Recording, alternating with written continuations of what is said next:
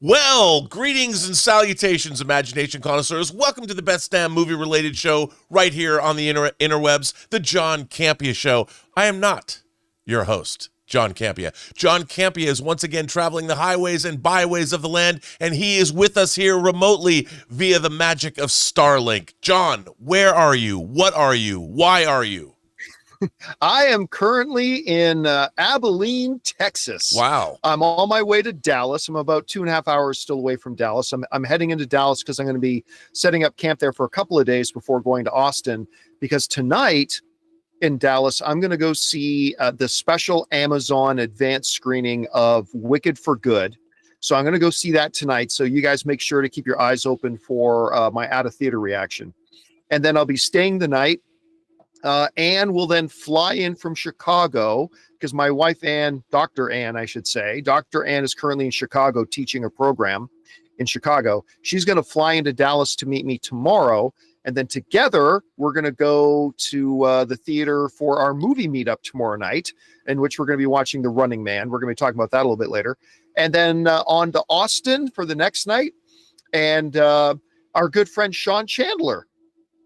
Some of you guys may know Sean's YouTube channel. He's been on our show before. I'm going to meet up, have dinner with Sean tomorrow night, which is going to be a lot of fun in Austin. And then we're going to be headed out to Orlando. So yes, a lot of traveling.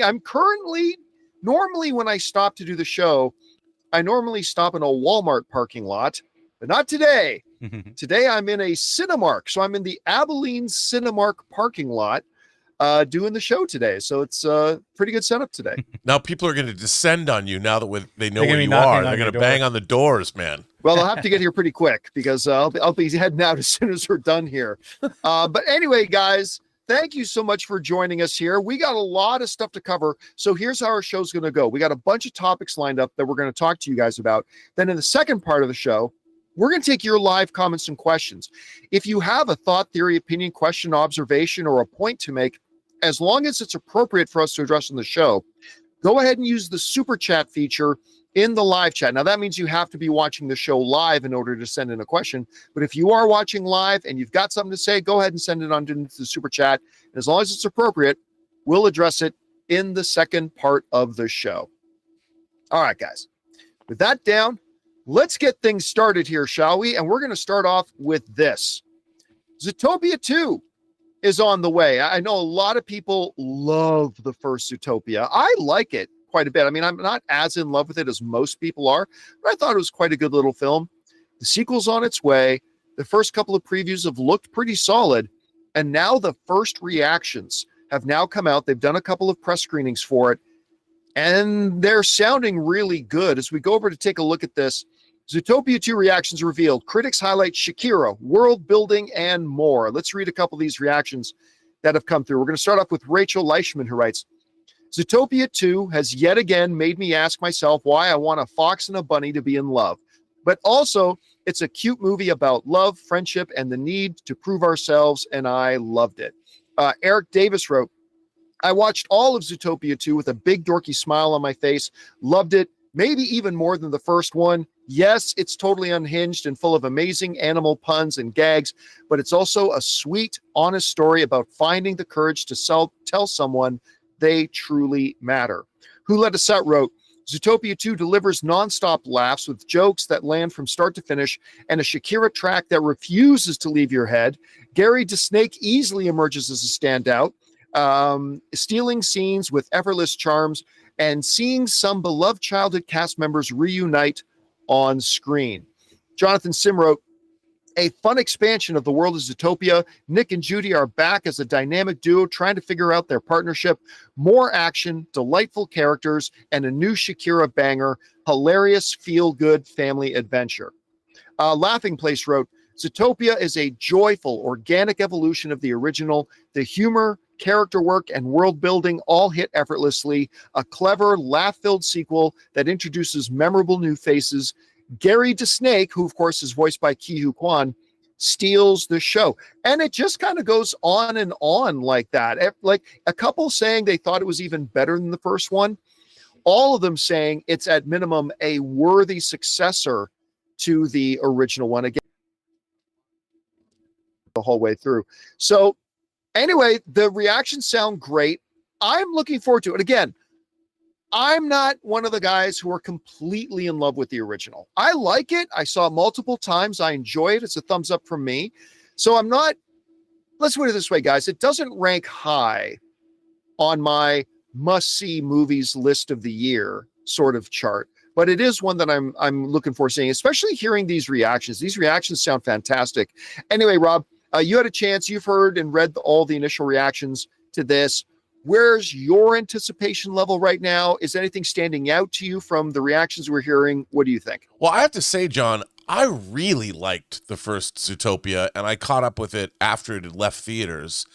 And there was something about it. I liked the design. I liked the attitude. I thought the script was great. Obviously, the characters were great.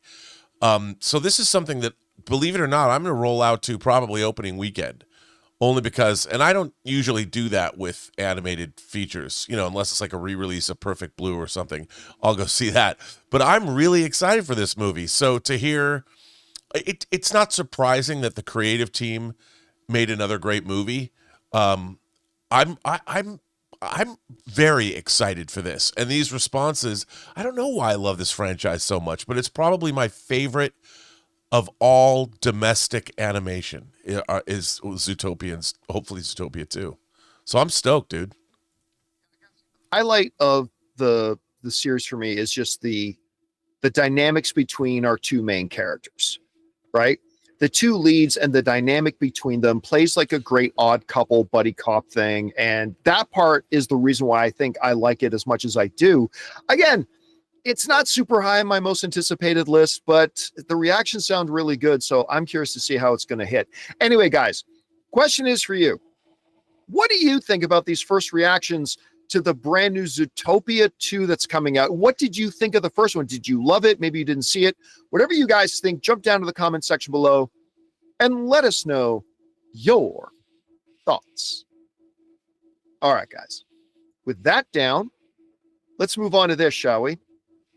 Well, the first Moana film that came out, we're getting close to 10 years ago. It's crazy to think about that. But that movie has been very quietly, yet dominatingly, the #1 streamed movie in the world, including everything, for the past couple of years. So it was no big shock that when Moana 2 came out, it made over $1 billion. Well, now we've got the live action remake for Moana coming. It's coming in the summer. We're not all that far away from it. And I wasn't expecting it. I heard no news myself about the impending dropping of it. But the first trailer for the live action Moana has dropped. And it's just a teaser. It's about a minute long. I got to tell you though, Rob, I got chills. Seeing it. I really, and I was not expecting it. Now, I love the movie. I love the original. Sure. I do. I mean, I love it. But I was not expecting, like I said, to get the feels and to get the chills. And just hearing, because, it's a top 5 favorite song of mine from any movie ever. There's a line where the sky meets the sea, it calls me. Like, that's like one of my favorite songs from any movie ever. I do get emotional whenever I hear it. I think it's just a beautiful song. And to hear those overtones and to hear those notes kicking in, I started to go, oh my gosh. And then, of course, the original actress who we had in studio, Jonathan, I think you remember, we had the original actress from Moana who did the voice of Moana in studio a few years ago. She's not back, obviously, because she's a little bit aged out to play the character live action. So I didn't know how I'd feel about the look of the new girl. She's great. Her name's, I'm going to butcher this. I'm going to bring this up quick. Her name is Catherine Lagaaya. I'm sure I'm butchering that, but I Lagaaya, whatever. You know how I say it? Perfection. She looks great. She looks great. The costuming looked great. The design looked great. Some of the elements look a little bit animated, but you have little coconut people and a chicken. You got hey. So, I mean, that's going to look a little bit animated. I'll give it that. But man, when the lizard's running through the jungle and it transforms and the camera pans up and you just kind of see the big Maui hook and stuff like that. Like, I was really hoping to get a better look at Dwayne Johnson in this, But whatever. Listen, as the first trailer, Rob, to a live action translation of an original animated, I don't know how you do it better. It was just a quick little tease, the 1 minute thing dropping, and it got me more excited for this than I was. Again, I love the original, and I've been looking forward to the live action one to see how they do. But I'm legit excited to see this thing now. Anyway, Rob, you had a chance to take a look at this trailer. What did you think? Well, I have to say, I felt that this trailer, the teaser, gave it the tone. They've somehow elevated the tone and made it feel a little bit more epic in a way. I mean, is that a weird thing? I mean, I know but when I first saw that, when the trailer teaser first started, I'm like, did I punch? Because there's all this Avatar stuff on social media today, and I'm like, are we on Pandora? Like it had this feeling of. Well, look at this shot was so cool. It's like this pirate. It looks like a pirate I bay. mean, yeah. Awesome. The design of this is incredible. The feel of it, at least from this teaser, and like you said, even the way she was singing that song had like a little epic oomph to it. It wasn't like, this isn't the animated version of it. Yeah. You know, it's just I don't know what you'd call it.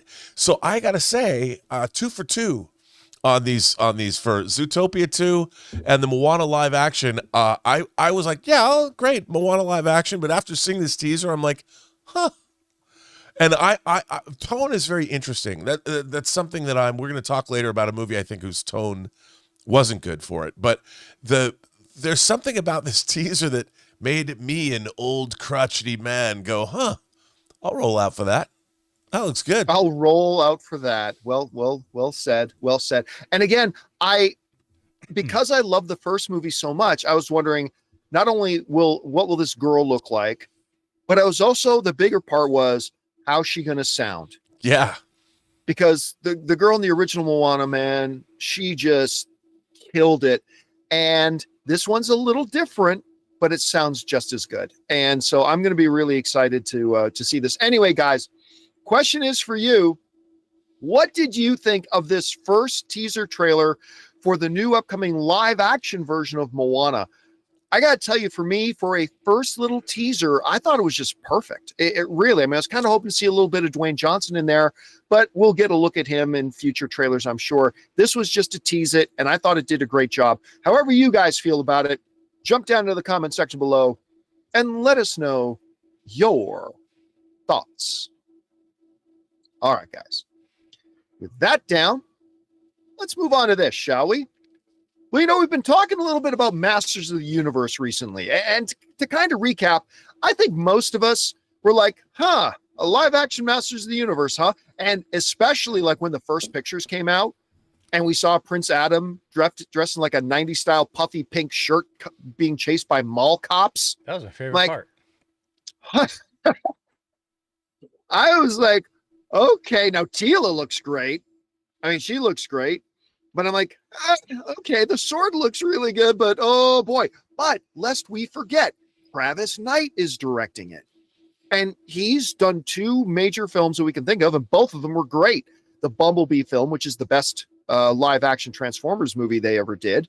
And he did Kubo and the Two Strings, which was awesome. So they get him in to direct it. So then Rob and I tell you guys about the fact that they showed us a bit of a preview for it at CinemaCon, and we were really surprised how good it looked.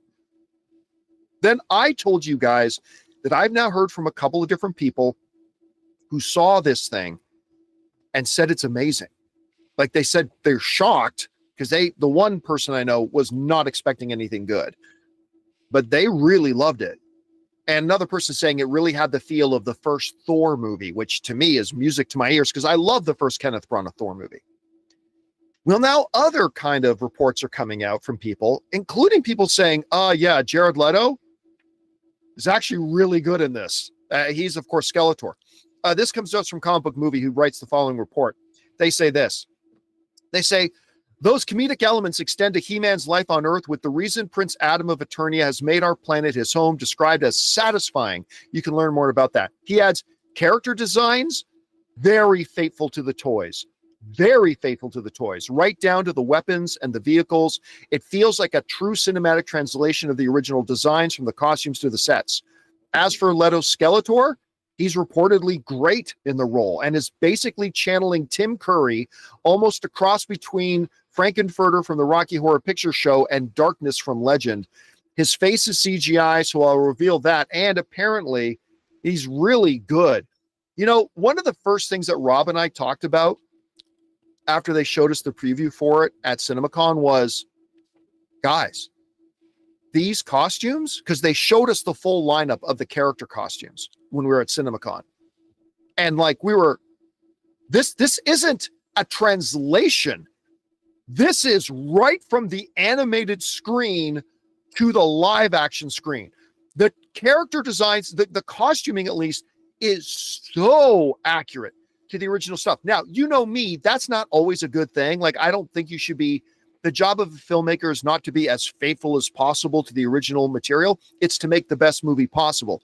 And sometimes you shouldn't directly translate stuff. Sometimes you should update it. But for good or for bad, Rob, you remember this. We looked at that costuming design. We were like, this is the perfect coming to real life. It looks exactly right. Now, that'll turn some people on, maybe not so much for others. So that part of the reviews, Rob, that I'm hearing coming in is very faithful to what we already saw, because we know those costumes are great. But again, hearing from more and more people, it's leaking out that have seen this thing. I don't think they made those folks sign an NDA, to be honest with you. And no, I'm being serious, because this wasn't a focus group test screening. Because there's a difference, Rob, like you know this. There's a difference between a focus group right and a wider general test screening. Normally, they make them sign NDAs and all these things. I don't think they made these people sign NDAs. And I'm just speculating here, okay? I don't think they made them sign NDAs. And which, for those of you who don't know what an NDA is a non-disclosure agreement. It means you can't talk about it. But Rob, I wonder if they knew full damn well they had a really good movie on their hands. And it wasn't an oopsie, an oversight to not get them to sign NDAs. That's just me purely speculating. Anyway, Rob, what do you think about these other reactions we're hearing coming out, and what's standing out to you? Well, you know, I just wanted to say that when you say it looked exactly like the animated series, it does, but you have to understand if all the animated costumes were made badass for live action. So they don't feel like animated characters. You're looking at these things and the costumes, like you can see with the Tila costume, they have the right colors, and but it's been made flesh for live action. And like some of the costumes that blew me away was like the sorceress, the look of the sorceress's costume, Idris Elba as Man-at-Arms. It just looks way cool. I mean, look, I only bought He-Man action figures in 1982. I didn't become a fan. It was before there was an animated show. I just thought they were interesting action figures. So I had that first release with, Merman and Man-at-Arms and He-Man and stuff. Merman. You know, but I have to say, I love me my action figures, John. And when we were seeing that stuff at CinemaCon, I'm like, all of these things are badass. They're all the design work was just incredible. And look, I've said on the show a million times that you have Travis Knight, who I actually interviewed before he made Bumblebee. And it was the only time I met him, and we sat down and talked about his approach to the Transformers franchise and how much it meant to him, because he was of that age when Transformers were new, and the same is probably true of He-Man. And I couldn't imagine a better fit for a director, especially after seeing Kubo and seeing what he did with Bumblebee. And then, I've been singing the praises of production designer Guy Dias, who is the perfect guy because he would take, he's the guy that's going to take this seriously. If this makes any sense, Guy Dias is going to be like, okay, if the animated show, the original iteration of the animated He-Man is going to be translated into reality, we have to make it badass and yet still represent what it originally was. I mean, that would be his mission in life. And he did it. You can see that he did it. Him and his team, he works with his wife, and he always brings in the best people. And the cast, I have to say, if you told me before CinemaCon last year you're going to be excited for a He-Man movie, I'm like, oh, pshaw. No chance. I would never no be. Chance. And look, I love Frank Langella as Skeletor in Masters of the Universe. I did. Dolph was a little bit of a board, but still. But this movie looks seriously badass. I think this is going to be in this day and age, I bet we're going to get somewhere between a cross between Dungeons and Dragons and Lord of the Rings. That's what I'm hoping for. Which is exactly what it should be. By the way, well, one other quote I should read here from the folks who are comic movies. They said this, Easter eggs plentiful, but is this movie good? My sources really enjoyed the film. Judging by the reception of everyone else, so this is important, it was received like really positively. Pretty much everyone at the screening liked it. It has the potential to be a massive hit. The crowd seemed to loved it. It felt like it won people over. And Rob, I think, no, this is a good look at Alison Brie. I think that's a big comment there. Because fairly or unfairly, this isn't a movie that's coming out in a vacuum. This is a movie that, because everybody's going to have, I think most people kind of have a negative feeling towards it at first when they hear that this movie's coming. I think this is a movie that has to do exactly what that quote just said. It has to win people over.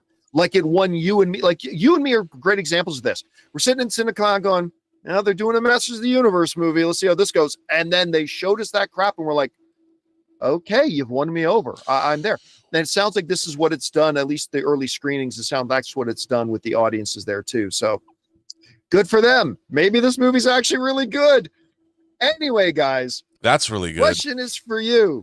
What do you think about this? The more positive reactions coming out about this Masters of the Universe film, a film that frankly, probably not a lot of us had a lot of hope for, despite the fact that it had this incredible director attached to it.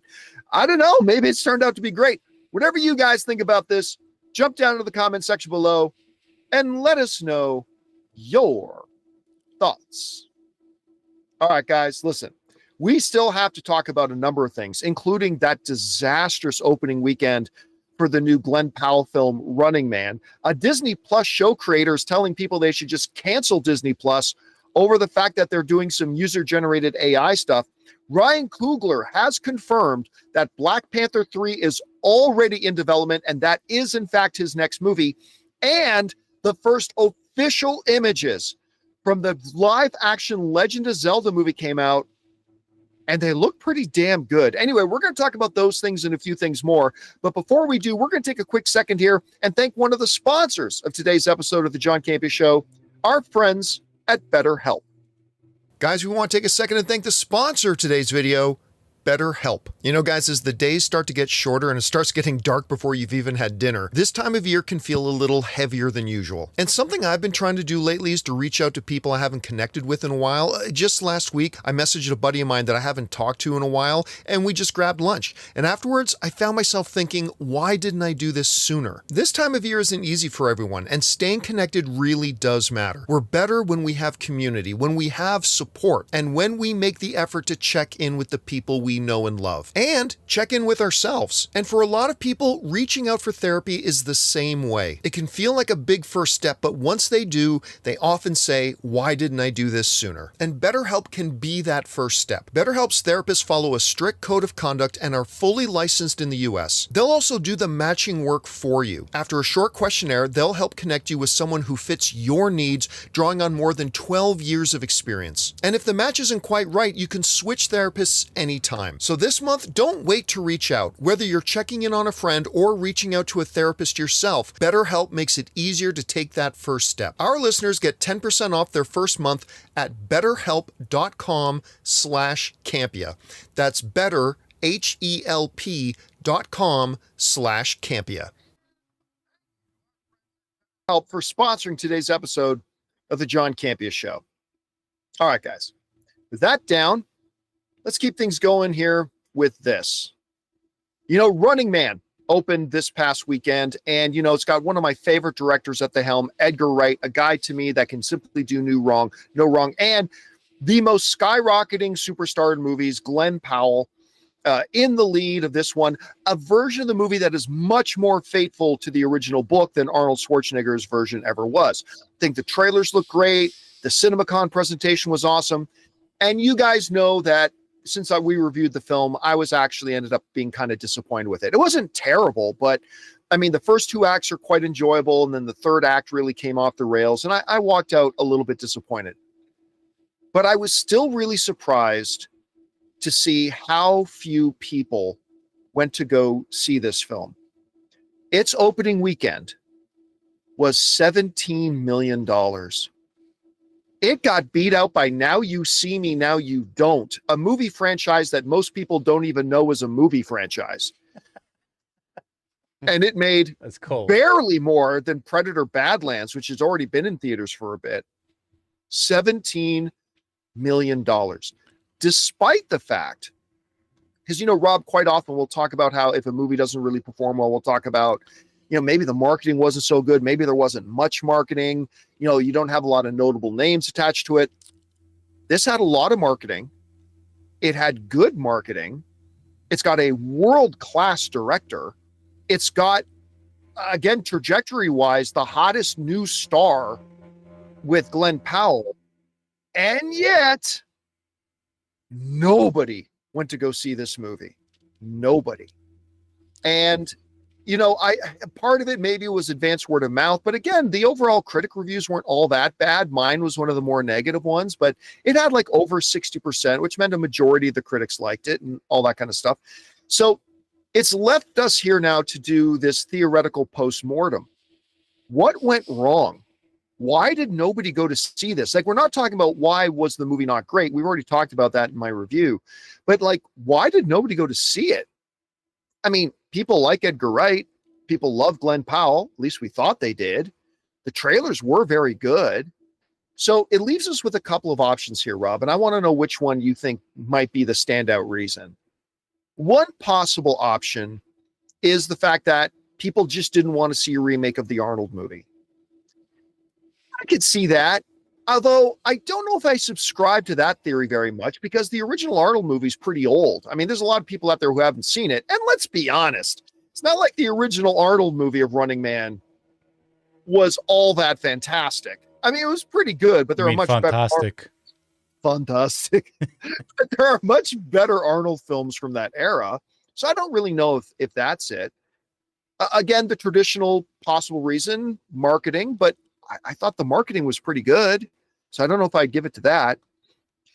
One could say, as we made the point of, like in a show last week, Rob, where it's like, the reality is, as beloved as many of Edgar Wright's films are, none of his films open very big. Like, nobody knew who he was when Shaun of the Dead came out, but even future things like World's End, Hot Fuzz, one in particular I really like, Scott Pilgrim versus the World. Like, none of those films, Baby Driver, I love Baby Driver, but none of those films ever opened big. And so we wondered that would have something to do with it. But let me throw out one more reason why maybe not a lot of people want to go see it. Are we overestimating how popular Glenn Powell is?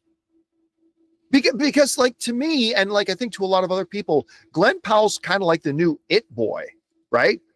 He's the new It Boy. I mean, he's it. Coming out of Top Gun Maverick. I mean, he's been around before that, but he came out in Top Gun Maverick, kind of took the world by storm. Then he did that little streaming comedy with Sydney Sweeney. What was it called? Anyone But You, or Go Fuck Yourself, or whatever it was called. That movie made money, though. That did really well. That was the thing that set him on his trajectory. That was a theatrical film, right? Yeah, right. But it was his follow-up to Top Gun Maverick. But it wasn't like a $700 million movie, but it was good. Then he had Twisters, and Twisters did well, but again, it wasn't like a $700 million film. It didn't blow up the world. So now it comes up in this, really highlighting him as the big main lead. This is his film. And like, nobody went to go see it. And so I wonder, I'm not making any kind of proclamation here. I'm simply saying I'm wondering if is Glenn Powell not the new It Boy like we kind of thought, to the same level? Because, I mean, listen, say what you want, but you put out an action film, like you can talk about the struggles of Dwayne "The Rock" Johnson right now and how nobody went to go see Smashing Machine, which was this little A24 drama. But Rob, does anybody believe right now if Dwayne Johnson put out like an action thrill movie right now, that movie's not opening to more than $17 million? I'll take that bet. You're damn right it will.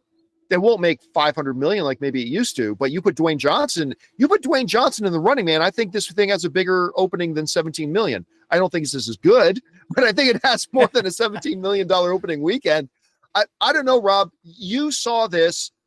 Were you surprised? Because neither you or I thought this was going to have like an $80 million opening weekend or anything like that. But I got to say, 17 is even lower than I thought. Are you surprised? And what do you attribute this poor opening to? Okay, first of all, I'm seeing this movie today. I haven't seen the film, but I've spent 3 hours on the phone with my friend Alvaro, who's a noted writer. And we talked about this movie in particular. I don't think it's a Glenn Powell problem, although I think Glenn Powell has his own problems. I think he's generic leading man. I think he needs to find some signature role that people think of him. I mean, in Maverick, he's a second player, second fiddle. I think the problem with this movie is everything in it was a variation on something that we've seen before. There's nothing in this iteration of The Running Man that was surprising. People could number of other films that were still big box office hits. Sure, but I think that everything in here, it's like, ooh, you mean the people making The Running Man are evil and corrupt? What a surprise. I mean, it's like this looks like the way the movie's presented, it's got a Hunger Games feel to it. It's got a little bit of that showmanship from the first Running Man, but it's different. I just think that people looked at this and they knew what they were going to get. There wasn't anything in it that was particularly surprising. And I think again, I would say the same thing about, well, you talk about this a lot too. You and I both talk about this a lot. Avatar, we knew we were getting. It was Dances with Wolves in Space. But you've never seen it. You've never seen anything look like Avatar looks. And I think that this film, you could show people the trailer for this movie and you could say, what is this movie about? And I'll bet you, even your cursory moviegoer could tell you everything that happened in this movie.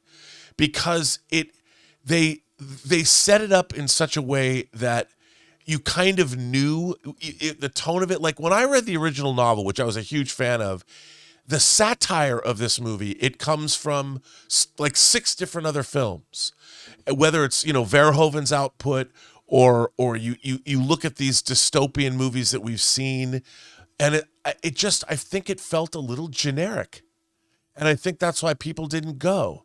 And I think the approach, and I love Edgar Wright, but I think he relied too much on everything that we've seen over the last 30 years about these slightly dystopian future shock movies.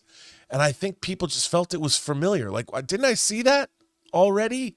Was it Hunger Games? Was it something else? I know, but I don't know that there's a lot of films that you can't say that about. Like, I think there have been a lot of big hit films that have that exact same trait that, this feels like this married this and this had a baby. You know what I mean? I think that's happened a lot. But they have to have some intellectual hook that makes people go, I've got to see that for this reason.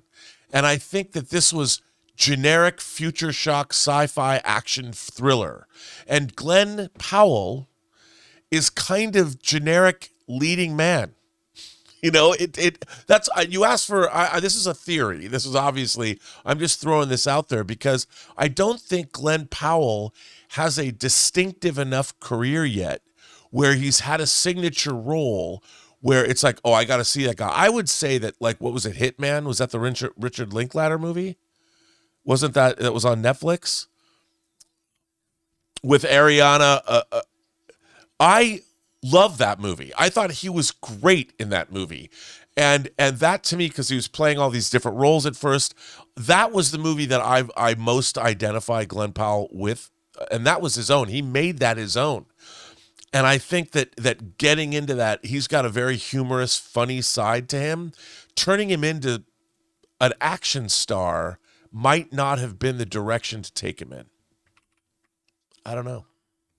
There's going to be a lot. Whenever you have a movie that flops, there's always a lot of dissection that happens afterwards. What went wrong? Who do we blame? Lots of fingers to point and all that kind of stuff. Anyway, guys, question is for you.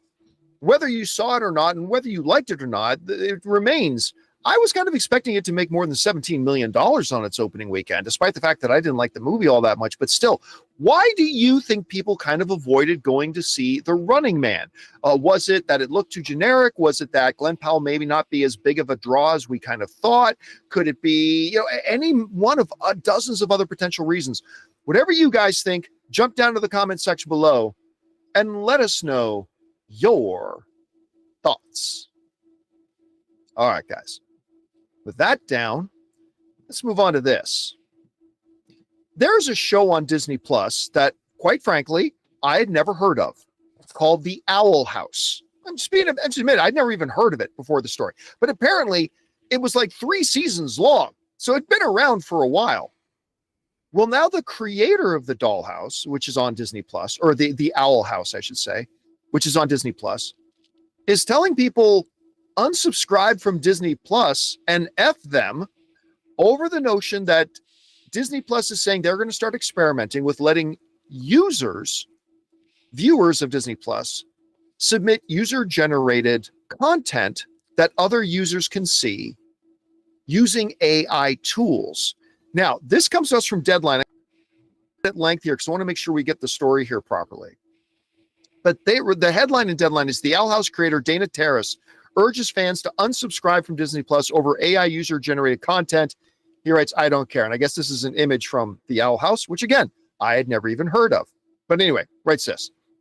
As Disney Plus flirts with a new feature that would allow subscribers to create their own AI-generated content within the app itself, which is interesting, one of the streamer's real creators is drawing a line.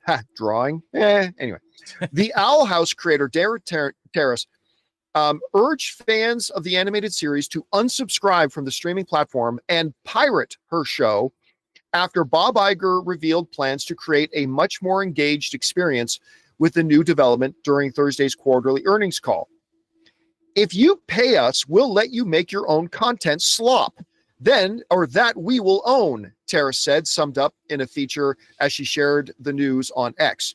You can draw and write and post your own shit for free. Bob Iger and his ilk are fucking ghouls. Tell us how you really feel.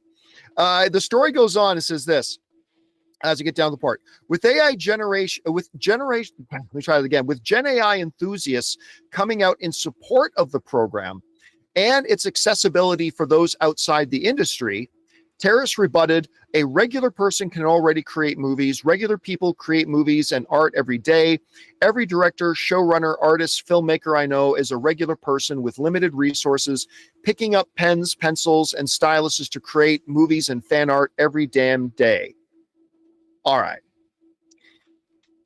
Whenever AI comes up, I feel a little torn because I kind of see things from both sides, and I don't really know how I feel about this. So let's go with this.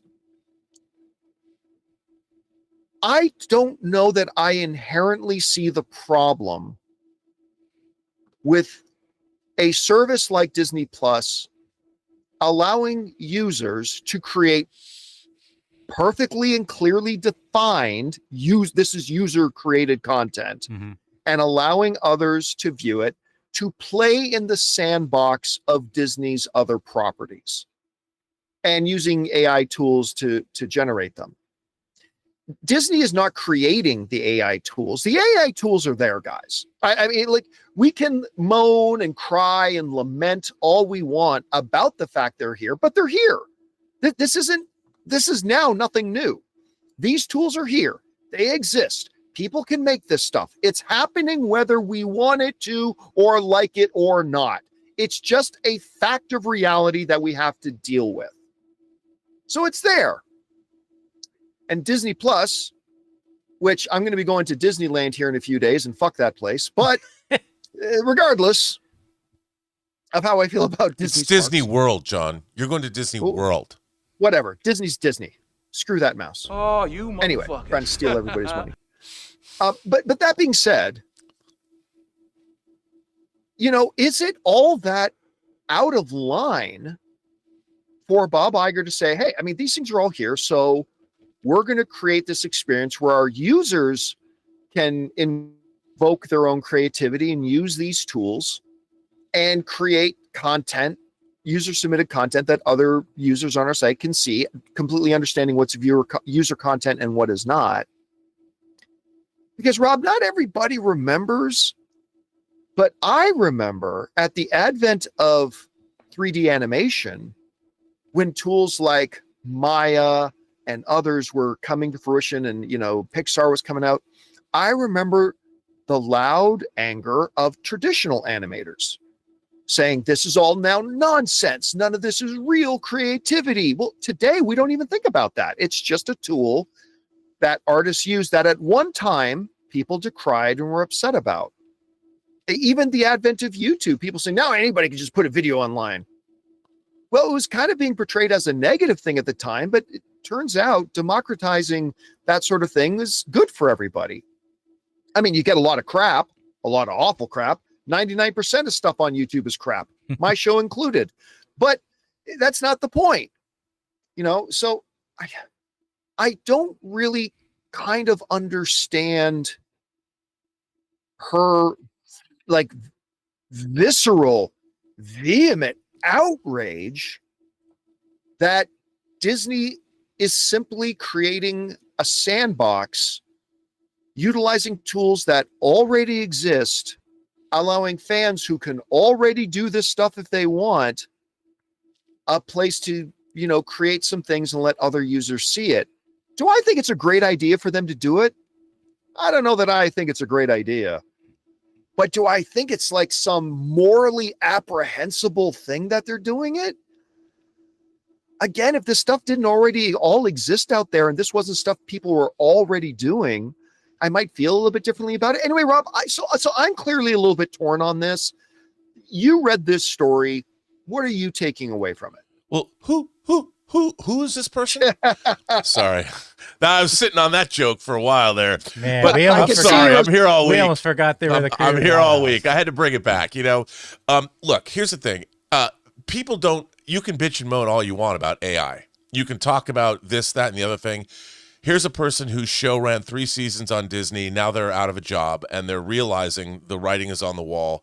It is going to be very difficult, especially in 5 years, when people are going to be making their own feature films on their iPads and sharing them.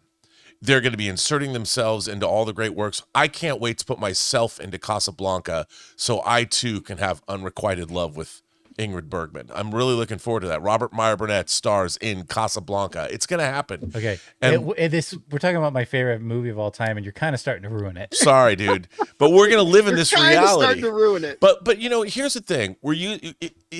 I would say here is an upside. So Disney is going to provide what they said are their tools. And if they're going to allow their characters and you're going to have AI generated parameters that are going to make it easy if you want to make your own animated Mickey Mouse short. Imagine what that could do to, say, somebody who's 5 or 6 years old, and they're able to think up things like, I want Mickey Mouse to go to the top of Mount Everest and ski down the side of it, and go to après-ski with Minnie. And they get to do that. And what that is going to do is that initial premise came out of the imagination of a 5 or 6 year old, and he has, or she has, or they have the tools to make that a reality. That to me is hopefully, yeah, is it a shortcut? Yeah. Is that kid maybe never going to learn to draw? Perhaps. But at that moment, their imagination is going to give birth to something that didn't exist previously.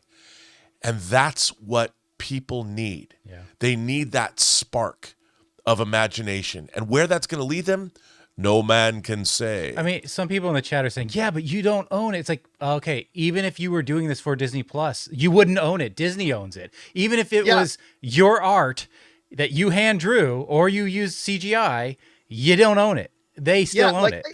if you're going to make something using their tools, utilizing characters and IP that they own, then of course whatever you create they're going to own. Yeah. And by the way, it's not like it's a sneaky hidden thing. Like they're letting you, hey, if you want to participate in this, cool, but just if you do, like we own it. It's still our characters. So they're creating a well-defined sandbox in it. By the way, let me Perfect. read this one other thing.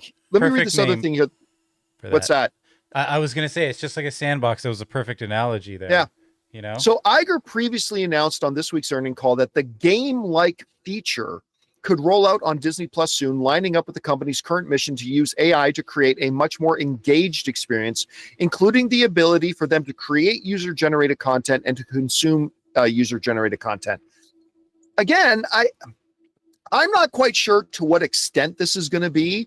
Like, I don't know if it's going to allow you to make a 10-second thing. I don't know if it's going to allow you to make a 2-hour feature length thing.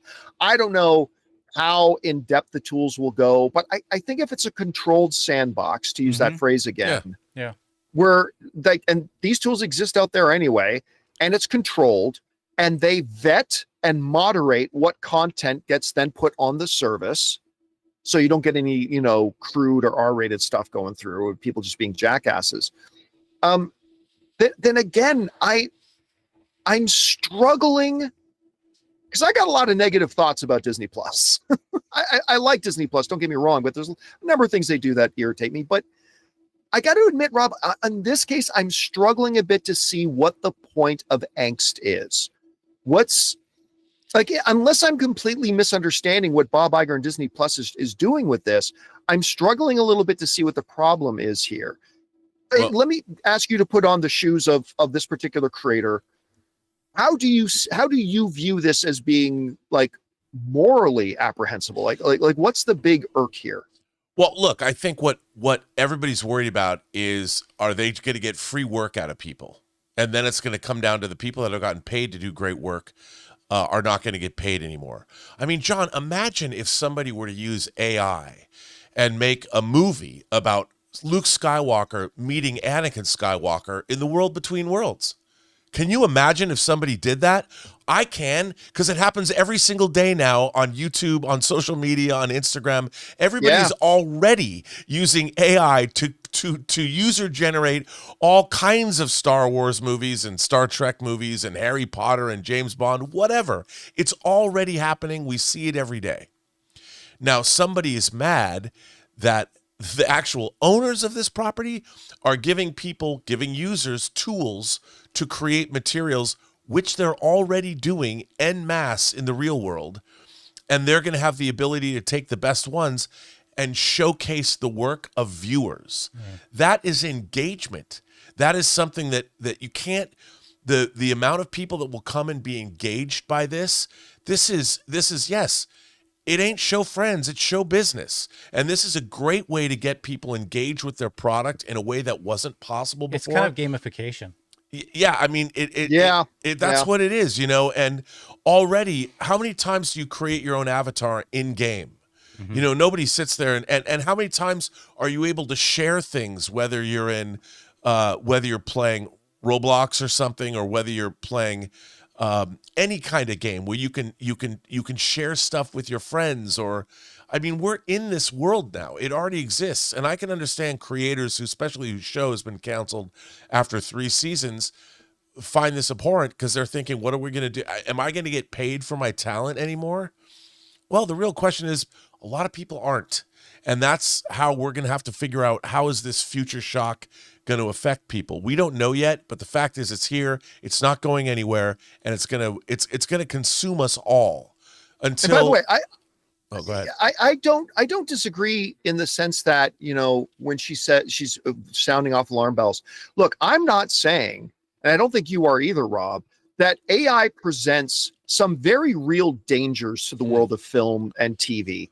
But at the same time, it's like a butter knife. A butter knife could be used to stab and kill somebody. Yes, but it also spreads butter on my toast. It also spreads delicious mayo on my burgers. And yes, everybody should put mayo on their burgers. It can also be used to, you know, oh, damn, I got to unscrew this, but I can't find a screwdriver. Great, butter knife. Like, it can be, there are ways it can be used well. You know what, Rob, it also reminds me of? I worked for a web development company back when anybody can now make website tools start to come out. Because it used to be, if you wanted to make a website, you had to know HTML, maybe a little CSS, you had to know a little bit of Java, you had to know some programming. But all of a sudden, some tools started to come out. Tools like Net Objects Fusion, bonus points if anybody remembers that one. Things like Dreamweaver, tools like that started to come out. Where now, like, anybody, like, you don't even have to know code. Anybody can just make some. And I remember how upset a lot of people in the web community were that now just anybody can make just garbage. Now the internet's just going to be filled with garbage. And they weren't wrong. But I mean, anybody can make the tool. But today, we don't even think about it. The biggest web development companies all use tools like this now. So every time I feel like there's an advancement in technology that gives us new abilities, I feel like it rubs some people the wrong way. Maybe understandably, but I don't know. We'll just have to see where this whole thing John, goes. it's gonna also allow things like people are gonna be able to instantly create their own characters. Like if I was sitting here with Jonathan going, yeah, I came up with this character, I don't know, Zin Zin, the Eskimo barber who sings show tunes. And, you know, he cuts all the Inuit hair in I don't know, the Arctic Circle. If I wanted to create that character and I just came up with it, I could use AI tools and generate that character. Somebody could already have generated that character after hearing the sentence I just said. It's a prompt. And then you have a picture and you have free associated a new character that might be the star of the next Disney Plus show. And that could have been a person that never would have ever picked up a pen and paper or ever drawn anything or ever written anything.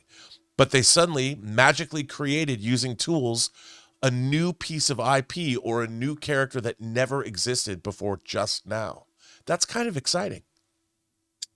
So again, it can be used in a lot of nightmarish ways and could do a lot of harm, but maybe it could be a good thing. Whatever it is, it's here, whether we like it or not. Question is for you guys. What do you think about this story? One of the creators and showrunners of a Disney Plus show is now coming out and telling people unsubscribe from Disney Plus. Calling them ghouls because they're going to allow these user-generated things. There are dangers about AI that I think, but I don't know if this particular use case scenario is one of the things to worry about. Maybe it is.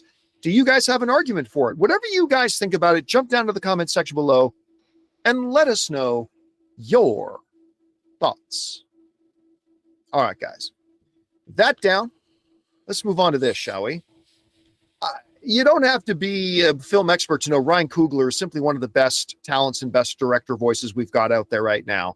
I really first took notice of him a lot with his masterpiece film, Fruitvale Station. That was, I think, the beginning of his long and fruitful collaboration with Michael B. Jordan. And of course, he went on to make Black Panther, a film I absolutely loved and adored. Have to admit, I wasn't a big fan of the second one, but that film was made under near impossible circumstances. And so I give a pass to that completely.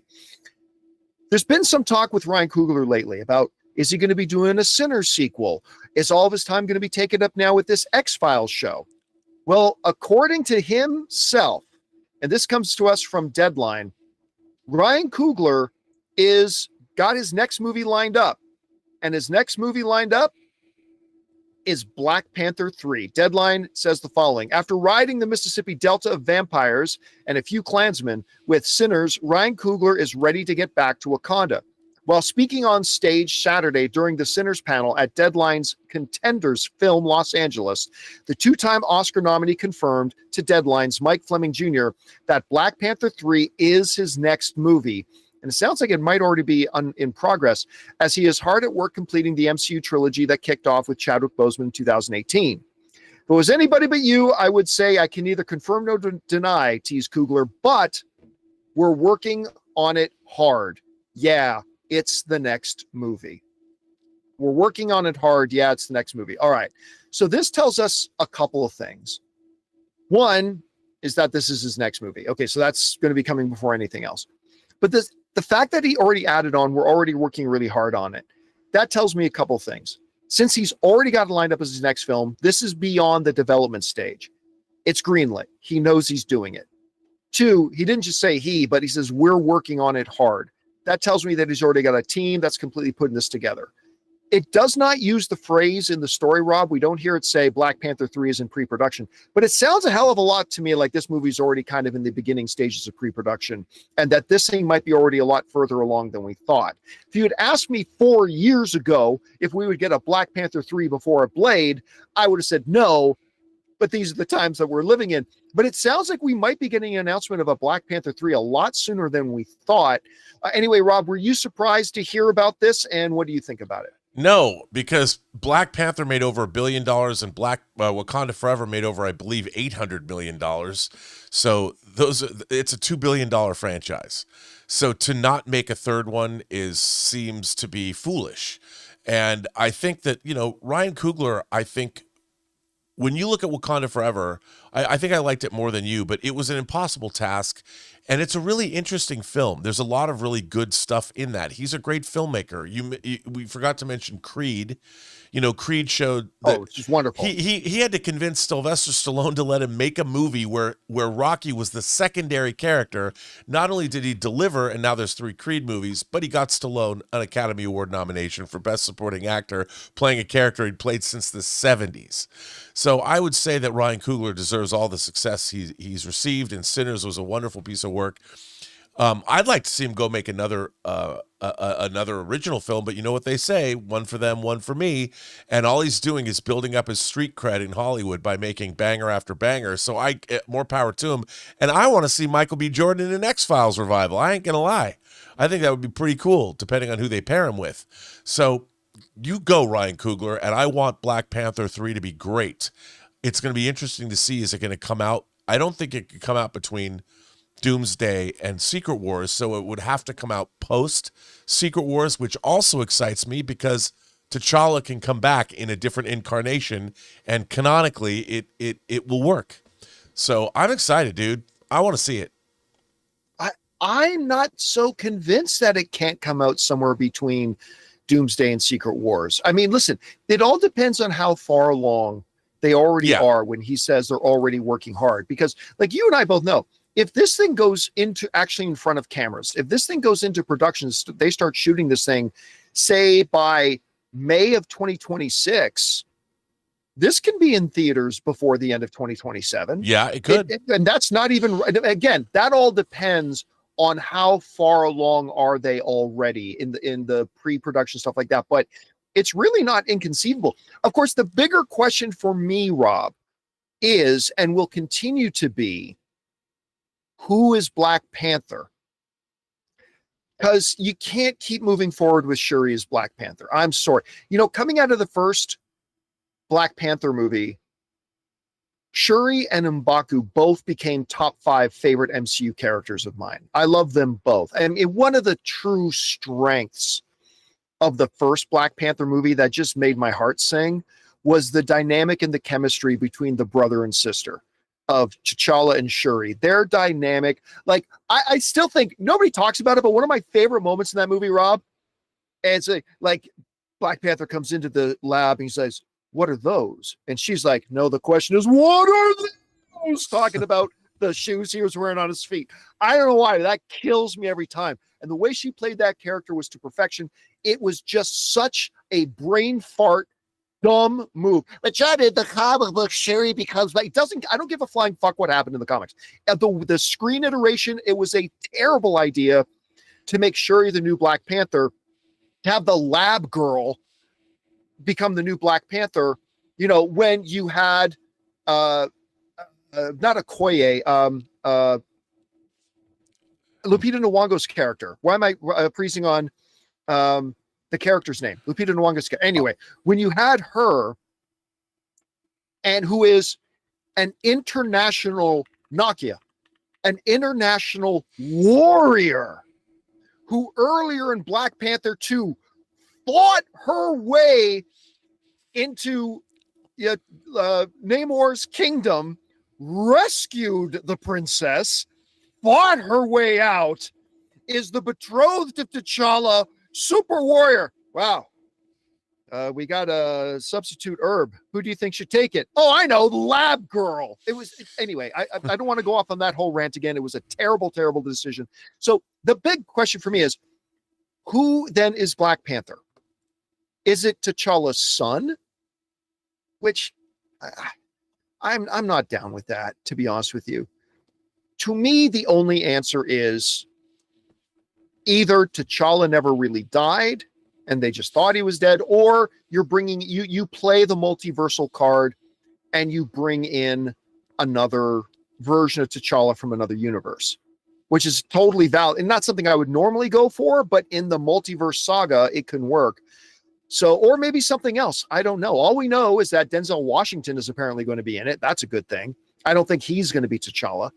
But anyway, Rob, right now, obviously we're pure spit in the air speculating here, Rob. But if you had to guess which direction Ryan Coogler's going to go with the next Black Panther and who it is, where would you guess right now would be the direction they're going to go? Well, Shuri is in. She was part of Chair Watch, right? Well, yeah. So I expect her to be in the movies. Yeah, so sure. she's going to be in Doomsday and probably in Secret Wars. But I would imagine that there would have to be, like, I think the character Shuri has taken on that mantle, but I don't necessarily think she wants it. You know, she's a scientist at heart, but she's doing her duty. So and she was driven by rage, and by now I think she's healed. Yes, and I could see her passing the torch back to a new Black Panther. And there's no reason why. I mean, whether it's T'Challa, it doesn't have to be T'Challa. It can be a new character who takes on the mantle of Black Panther that we haven't met before, that we're going to meet within the confines of the story itself. And I don't mind that. If you had like an actor like Damson Idris, you know, I loved him in F1. They've been bandying about his name. Or, like you said, you could use the multiverse. I mean, when Doom collapses the multiverse into Battle World, if they follow what happened in the Secret Wars and Hickman's Secret Wars story, it wouldn't be surprising that a version of a Black Panther shows up there. And, you know, if you made him in the thrall of Doom and he did something spectacular to escape Doom and you made him heroic, the same way they introduced T'Challa Boseman in Civil War, you make him earn the audience's love in a Secret Wars movie, and people are like, oh yeah, we want to see him back. That's how you do it. So people asking in the live chat, wait, isn't Shuri also the queen of Wakanda? No, she's not. M'Baku is the king of Wakanda now. I mean, and so if that's another option, I guess M'Baku could just become the next Black Panther. He did, after all, come this close to beating T'Challa for the throne anyway. So I guess they could do that. I mean, I would prefer to see T'Challa come back just because T'Challa is such an important character. And so I would love to see that, but it's going to be interesting to see which way they go. Anyway, guys, question is for you. What do you think about this? Ryan Coogler has confirmed that Black Panther 3 is indeed his next film, a film he's already working on. Who knows when that means they could actually start rolling cameras? It could be any time now. Whatever you guys think about it, jump down to the comment section below and let us know your thoughts. All right, guys. With that down, let's move on and talk about this, shall we? You know, one of the most interesting films coming out and that is shooting right now that's coming down the road is the live-action Legend of Zelda movie. Now, I was quite enthusiastic when I heard they were doing this. I know there are still some people out there that wish they were doing this animated. I'm sure as hell glad that they are not. I think doing this live action, you untap a lot of potential that doing it in animation simply doesn't give it. I think this, you know, other Nintendo properties like Mario Brothers, stuff like that, absolutely should be animated. But Legend of Zelda has the ability to be something grand and epic on a fantasy level. I think this is great that they're doing it live action. Now, it could also turn out to be a complete and utter disaster.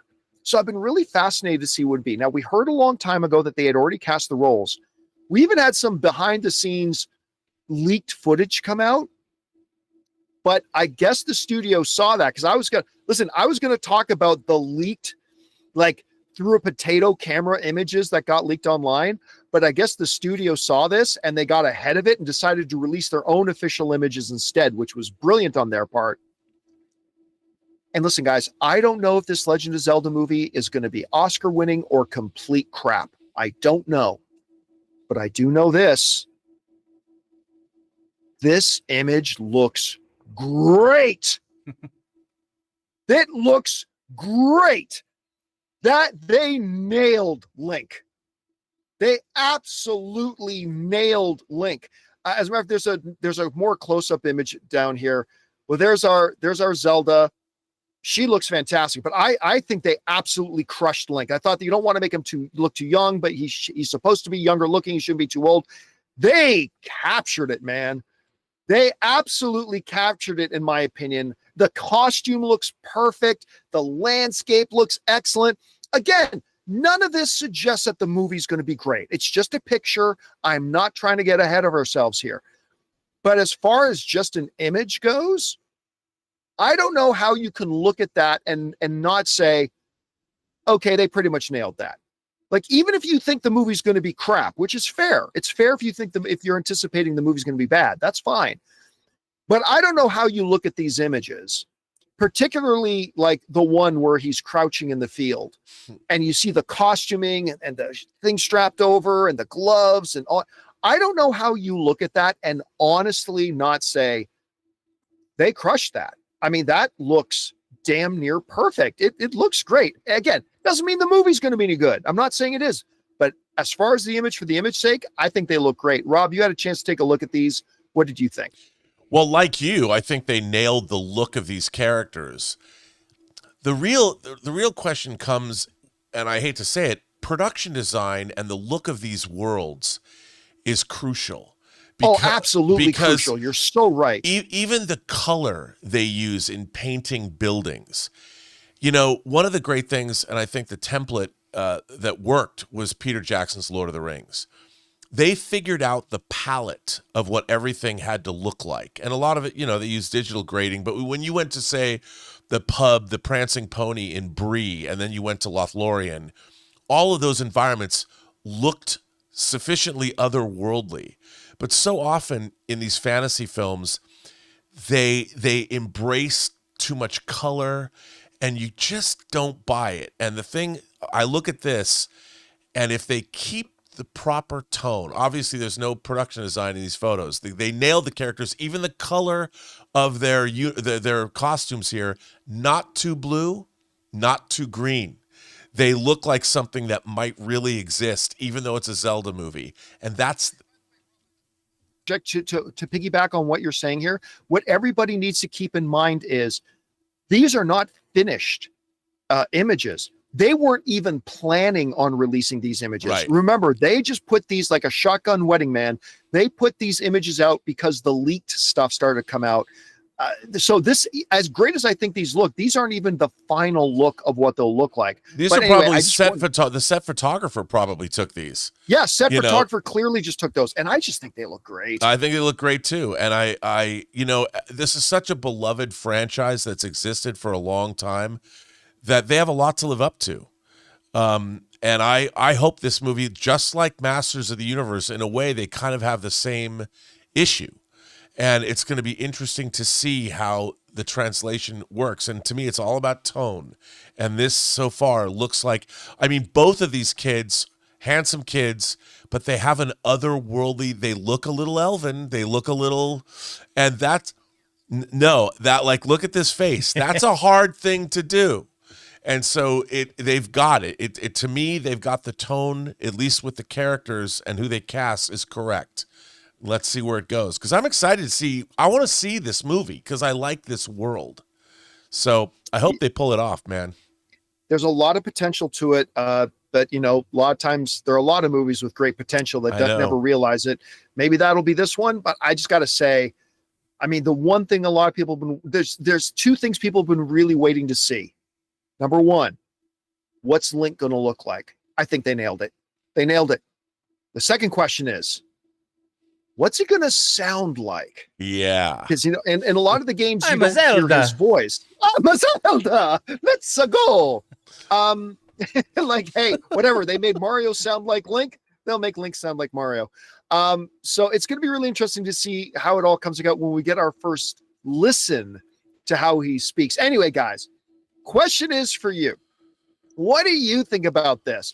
I mean, listen, we're not saying the movie's going to be great because maybe it won't be, but I think these images, they've at least absolutely nailed the design of the characters. The costumes look great. I think the people they've cast in these look absolutely perfect. Anyway, whatever you guys think about this, jump down to the comment section below and let us know your thoughts. All right, guys. With that down, it's time for us to move on to the most important part of our show, which is, of course, taking your live comments and questions. But before we do, we got to do two things. First, we have to bid good afternoon to writer, director, producer extraordinaire Robert Meyer Burnett. Great job as always, my friend. We'll talk to you tomorrow. John, thank you. I'm going to go home and use the AI to generate Sin Sin Eskimo Barber. Nice. The next big hit only on Disney Plus. And of course, we also have to take a quick moment here to thank another sponsor of today's episode of the John Campea Show, our friends at Zapier.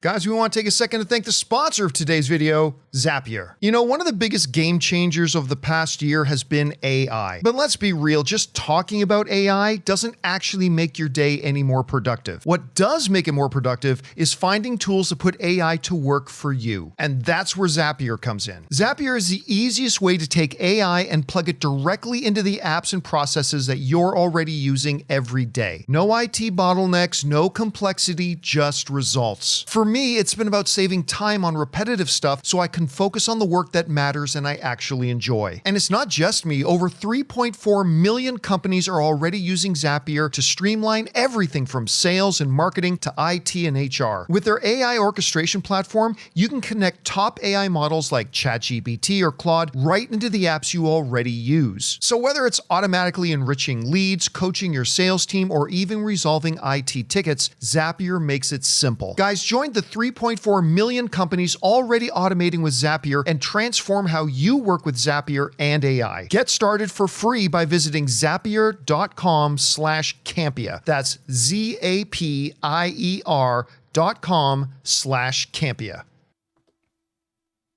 And thank you to our friends at Zapier for sponsoring today's episode of the John Campea Show. All right, guys, with that down, we're not going to move on to the most important part, which is taking your live comments and questions that you guys have been sending in during the show using the super chat feature in the live chat. Now, I'm going to let you know that the super chats are still open, but I'm going to be turning them off in about 2 or 3 minutes. So if you've got a thought, theory, observation, or something, an expression to say about one of the topics we talked about or anything else, go ahead and fire it on in now. I'll be turning off the super chats in about 2 minutes. All right. With that down, let's get to it here, shall we? Jonathan, what we got up first? Okay, first up, we got Connor Dorian, who says, what are your thoughts on episode 4 of It, Welcome to Derry? Are you caught up on that show yet? I'm one episode behind, so I have not gotten caught up. I'll say this, I'm really enjoying the show so far. Like I don't put it on Shogun or Breaking Bad or House of the Dragon level yet, but I am quite enjoying it. But I am one episode behind, so I have not seen episode 4 yet. I'm hoping later tonight after I watch Wicked for Good, I'll come back to the van and hopefully get caught up on that. All right, what's next? All right, Dino Vader says, apparently Saudis are the front runners to take over the Warhammer Fantasy, and they want to bring back the Snyderverse. What's your opinion? None of that is true. None of that is remotely true.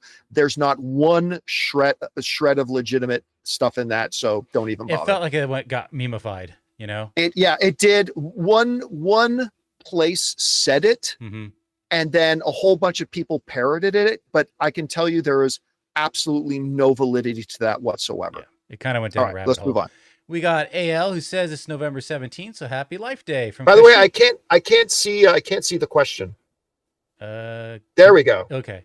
Now I can see it. November 17th, so happy Life Day from Kashik. Oh, go.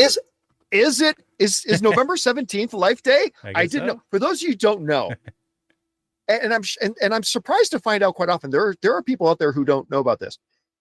After the original Star Wars came out, was it ABC? I think it was ABC. Might have been one of the other two networks, but I think it was ABC commissioned George Lucas to make a Star Wars special. That was like a Carol Burnett one-shot variety show. That is CBS, is AI 109 is saying. That was legendarily awful. And the whole thing started with Chewbacca's family back on Kashyyyk. But it's like Leave It to Beaver. He comes into a regular looking house. There's Mama Chewbacca and little baby Chewbacca. And what was the baby's name again? Irk or Spud or Tampon or something. That was the name of Tampon. Yeah, Tampon. If anybody remembers what the name of his little ugly son was. Lumpy? Someone saying it was Lumpy. It was Lumpy. Now, the one good thing about the Star Wars Special Edition or the Star Wars Holiday Special was, and this is a good little piece of trivia, it was our introduction to Boba Fett. Mm-hmm. Boba Fett was not introduced in Empire Strikes Back. He was actually introduced in the Christmas special, in the holiday special. But yeah, what a the Star Wars holiday special. Dear heavens. Anyway, all right, what's next? Amin says, saw Sentimental Value over the weekend. A beautiful film. Really enjoyed it. It's one of those where I can totally recognize the brilliance, even though it didn't hit me as deeply as the film intended. That's the new Stellan Skarsgård film that I'm actually very interested in watching. Me It's too. apparently about him and his two grown-up daughters, and there's emotional issues that deal with there. And look, first of all, Stellan Skarsgård, everybody knows he's good, but I don't think he gets the recognition. He is truly one of our greats. He's not just awesome, he's perfect in everything he's in. So I'm looking forward to seeing it too. Thanks for giving us your thoughts on it. All right, what's next? Screen Speak says, John, deep, let's see, do you know if you will be coming to Ohio in March or April next year? I know you did say that you'd come that direction in spring. Yeah, March or April, I'll be heading out for another leg of the movie meetup. So this will be my last. Well, you know what? This probably isn't even our last movie meetup. We're going to be doing some movie meetups in LA and stuff like that, and I might even do one or two others. But I'm not going to be going any further north than Las Vegas. I think from now until about March or April, because as much as this is supposed to be an all-terrain vehicle that I'm in, I don't want to try driving it through the snow. Nah. And so, and plus we can't stand outside and do the meet and greets at movie meetups. Yeah. So we're going to wait till March or April, maybe even May, but I will definitely be doing Ohio. I don't know whether I'll be doing Cincinnati or Cleveland, but we'll pick one and we'll definitely be in Ohio sometime in April or May or something like that. All right. What's next? Taylor. Hi, John. For my first time watching Kill Bill, should I watch the whole bloody affair in theaters or just Kill Bill Part 1 and 2 separately at home? Because that depends on your span. I would say if the whole bloody affair was coming out in 6 months, I would say watch it at home, but it's coming out. It's imminently coming out, right? Yeah. I can't remember the release date, but it's soon. So I would say if you haven't had a chance to see it yet, let your first glory experience be watching them combined. Mm-hmm. That's what I would suggest. I mean, listen, there's no wrong answer. Yeah, there's no wrong answer. Watch them both tonight if you feel like it, and you'll do great. Or if you can hold off a little bit, go see it in theaters as One Bloody Affair. It should be a lot of fun. Right. And by the way, big thank you to X-Men Superfan. Sends in more channel memberships. Thank you for that, X-Men Superfan. Appreciate that. Yeah. All right. What's next? We got, Sam Fisher? Let me bring this down here a little bit so you can see it. Do you think the Zelda movie will pull an MCU and pull elements, but make a completely new story, or try for a more direct adaptation? It's kind of an interesting question. Yeah, that's a great question, actually. This would be how I would hope they would do it. Come up with an original for the screen story that integrates and implements several key story elements from one or two of the more popular games. That's what I think they'll ultimately do and what I think would be best. Instead of just trying to take a story that was never meant for the screen, that was meant for a game, and trying to force it into being a screen story. Come up with your story and then try to work in a big story elements that are inspired by other games, much like the way the MCU does it, right? The MCU has never done a direct translation of any of the comic book stories. Rather, they've come up with a story and then integrated story elements from the comics and taken some liberties. I think that's the way they should go with Zelda, but the real answer is I don't know, but I think that's the way they should do it. Now we'll find out. All right, what's next? M. Jada says Tim Robbins' Chair Company is the best show now. It's on HBO. I haven't seen it yet. You know what? I'm hearing from everybody that it's great. Yeah. I watched the trailers. I saw nothing special about it. I look at still images. It looks so bland. I know nothing about this show other than like the end of episode 6 is one of the most bonkers things anybody's ever seen. But I know nothing about it, and nothing about the marketing looks appealing. Nothing looks extraordinary. But everybody I've talked to who has seen the show absolutely loves it. So, you know, when I get home from this leg of the movie meetup tour, I think I'm going to have to watch it because I'm hearing just great things about it. Hey, it's HBO. All right. All right. Actors Reel to Reel. Oh, $50 super chat. Thank you so much. Oh, thank you, Actors Reel to Yeah. Reel. That's incredibly generous of you, man. Thanks so much for that. Says, hey, John, I've been watching for 12 years now. I know that you think Christian movies mostly suck. So did I, but House No, not mostly. All. All suck. So did I. Hey, please continue. But House of David is a really great show. Stephen Lang is in it as the last prophet of Israel. The actress from Daredevil who plays Kingpin's wife is in it too. Stephen Lang. Yeah, no, that I'm glad you like it. That's great. Again, I really think, yeah, all Christian movies completely suck. That's just my personal opinion. That doesn't mean anybody else needs to feel that way. And like, lest you think that's like some kind of anti-faith bias, not at all. I formed, for those of you who didn't know this, I formed my belief that all Christian movies absolutely suck in seminary. I was in Bible college. Me and all my friends, we kept trying to watch Christian themed movies and we're like, these are all so bad. They're so terrible. And yeah, like I just, none of them have ever appealed to me, like at all. And so, and look, with all due respect, and I'm just busting your balls here a bit, but over the many years, over like 30 years, I've had so many people tell me, oh, but John, you got to watch this one. This one's really good. I'm like, okay. And then I try it and it's just as hideously terrible. And then another person, okay, but John, yeah, it's fine. Like a year or two later, but you should watch this one. This was really good. And I watch it and I'm like, no. No, listen, that is definitely not for me to say that somebody can't make a Bible-based Christian movie and have it turn out good. I'm not saying it's impossible to happen, and maybe it already has, but I have just had enough of a track record with them personally that I know when I watch one, there's maybe a 2% chance I'll like it. So I'm going to spend what viewing time I have on things that have a greater chance of me enjoying.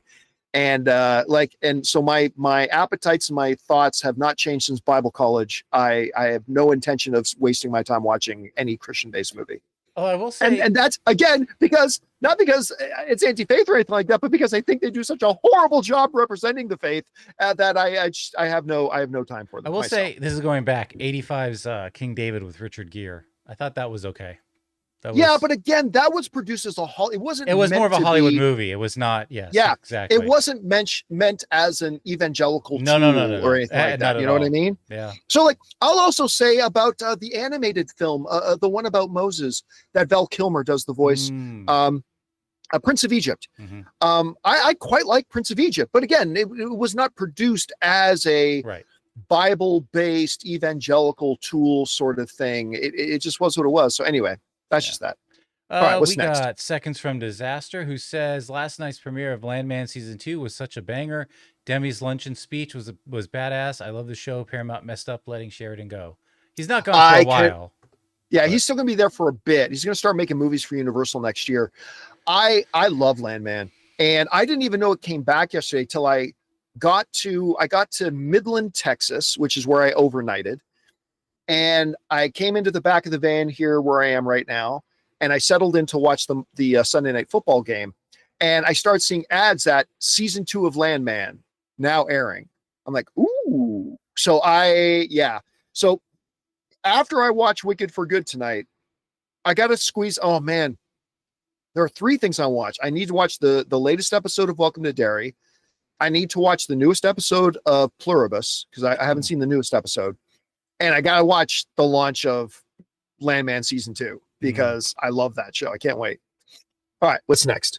Ethan Hall says, whoops. John, I rewatched Deadpool and Wolverine this weekend. The part where Thor was crying on the screen and Mr. Paradox said, you shouldn't have seen that. Does that have anything to do with Doomsday or Secret Wars? I'm 100% sure that it does not. Yeah. I'm 1,000% sure. But why was Thor crying? But that's not to say, because I know the Russos and Ryan Reynolds have talked. That's not to say that the Russos haven't figured out a way to kind of maybe implement a reference to that. But why was Thor crying? They might find a way to incorporate that in, like, even if it's just like a one line or something. But was Secret Wars and Endgame in Ryan Reynolds's and the other filmmakers, the writers' minds when they made Deadpool and Wolverine? No, it wasn't at all. All right, what's next? We got I don't know how to say that. Let me just say Dog 75. Now that Knight has done a Transformers movie and He-Man, G.I. Joe is Hasbro's, right? What chance that's his next project? Zero. I think. Yeah. I think if this works, and that's still a big if, but if Masters of the Universe works, remember his roots is doing stuff like Kubo and the Two Strings, right? And I think if this works, he'll take that opportunity to do something a little bit more artistic. And now that's not to say it's impossible that down the road they could do, but they've already taken several kicks at the can at G.I. Joe. Do we really need another one? No. They've already tried it a couple of times, and they were even going to do Transformers G.I. Joe crossover, but then their Rise of the Beasts movie completely failed. So I listen, it's definitely not impossible. Not impossible. It could happen, but my guess would be that he'll want to go and do something a little bit more artistic, maybe something along the lines of the Kubo and the Two Strings.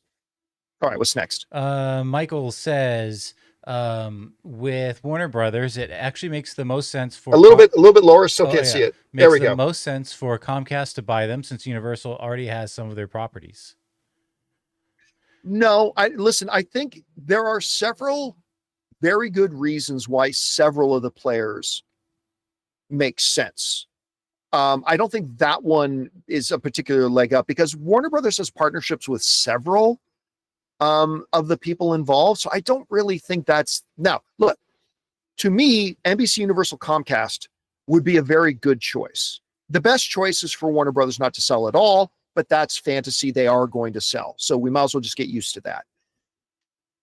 So out of the rest of them, NBC Universal Comcast makes a lot of sense for many different reasons. Number one, NBC Universal Comcast is one of the few players that actually has traditional TV arms that they can use a lot of the stuff that Warner Brothers has with their TV divisions and implement that, not just the movie divisions.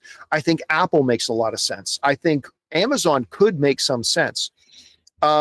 The only one I'm really against is Netflix, but I could even be okay with the Netflix option if Netflix commits to keeping Warner Brothers as a standalone company putting out theatrical films. So I don't know. There's a lot of things at play here, but I don't know if there's any that just make total sense more than the next. It's going to be really interesting to see how this all plays out. All right, what's next? X-Men Superfan says, are you a Betty Davis or a Joan Crawford fan? I know that cinephiles often prefer one over the other. She's got Betty Davis eyes. I am a huge Betty Davis person. Joan Crawford, gold, but I'm really more of a huge Betty Davis person. Now, again, this goes back to another question you sent in once before. I don't think any of the actresses from that era are the best actresses of all time. I think that is a crown that firmly belongs on the brow of one street monster with Meryl Streep. But yeah, when you can go down a rabbit hole really quickly.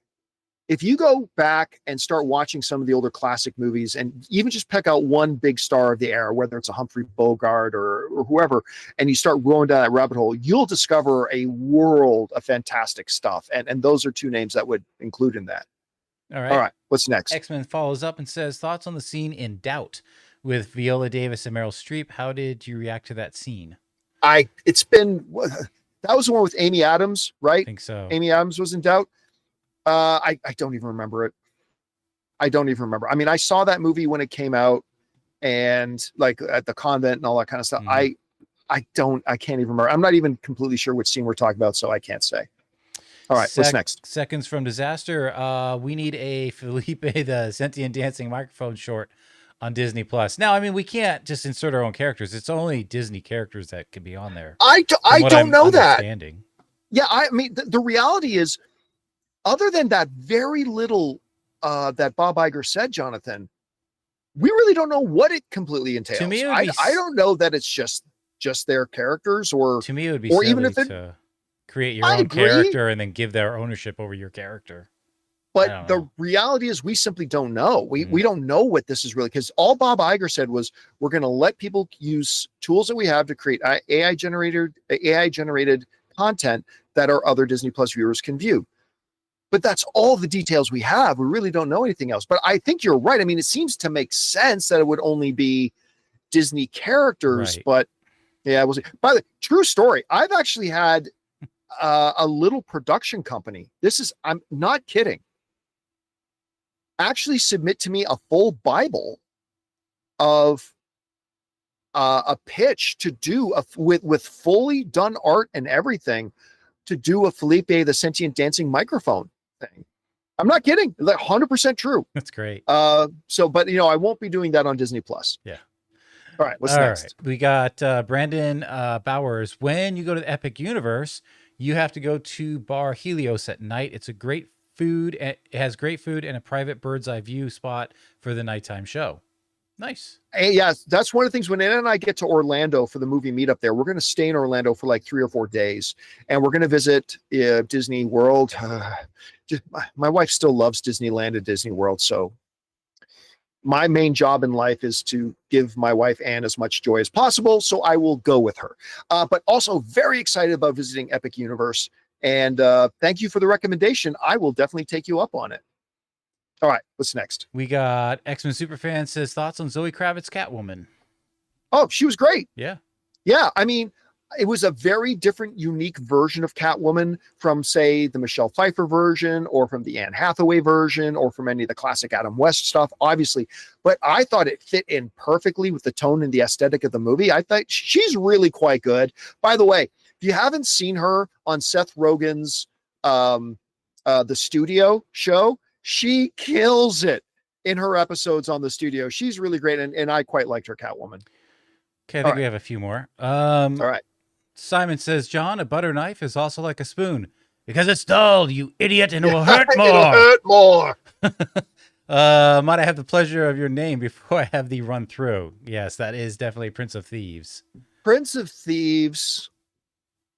Say all you want about Kevin Costner's fake English accent coming in and out, which is totally true.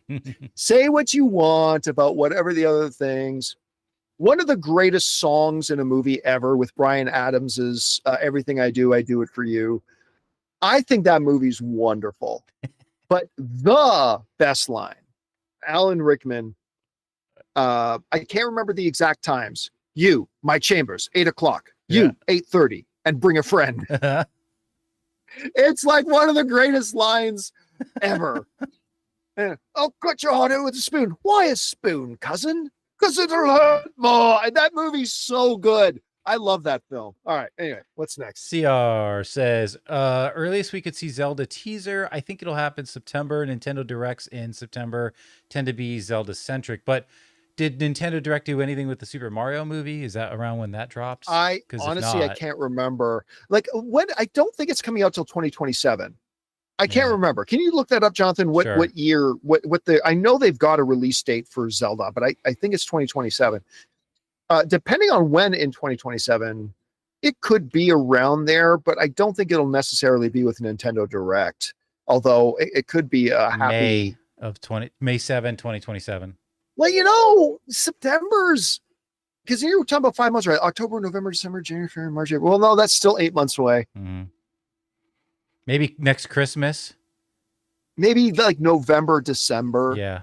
Is when they'll do it. We'll see. But it's not impossible. But to Jonathan's point, like, I don't think that's when they launched the big information about the Mario Brothers movie, where they launched the trailer for it. I don't think it was. I mean, a great place to drop it would be around Doomsday. Yeah. When that comes out. That would be a very, very sharp time to do it. Oh, some people saying March, but no, it's May 2027. Yeah.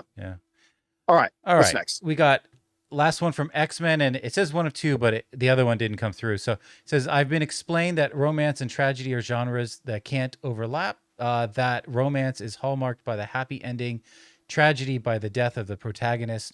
So what happens when a tragedy? Well, I mean, there's definitely can be romance within a tragedy. I mean, just look at Shakespeare.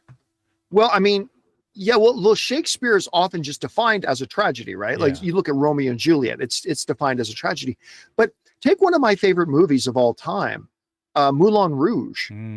It is absolutely both. Yeah. It is absolutely a heartwarming, delightful, smile-inducing, warm, fuzzy feelings romance, and it's a tragedy. Yeah. It cuts with a spoon. It's a spoon, cousin. It does it, and I think it accomplishes it really well. So I would say to them, X-Men fan, I would say to them, yeah, you listen. It needs a skilled writer to do it for sure, but you can absolutely, if done right, it can absolutely, truly be both at the same time. And is that it? That's it. All right, guys. And that'll do it for today's installment of the John Campea Show. Thank you so much for being here and making our little show a part of your day. Big special thank you to all you guys who sent in the questions. Number one, because you gave us great fun things to talk about. But number two, you supported this channel as you did it. And all of us involved with the show, thank you guys so very much for your support. Don't forget, guys, we'll be back again tomorrow. Also, keep your eyes open for the channel. I am seeing that advanced Amazon special screening of Wicked for Good tonight. So I'll be doing my out of theater reaction to that once I come out. Hopefully you guys will have a chance to check it out. I hope I like it. I like the first one, so we'll see how we feel about the second one. So big thanks to Robert Meyer Burnett, our technical. See you guys later. My name's John Campea on the road to Dallas. And until next time, my friends, bye-bye.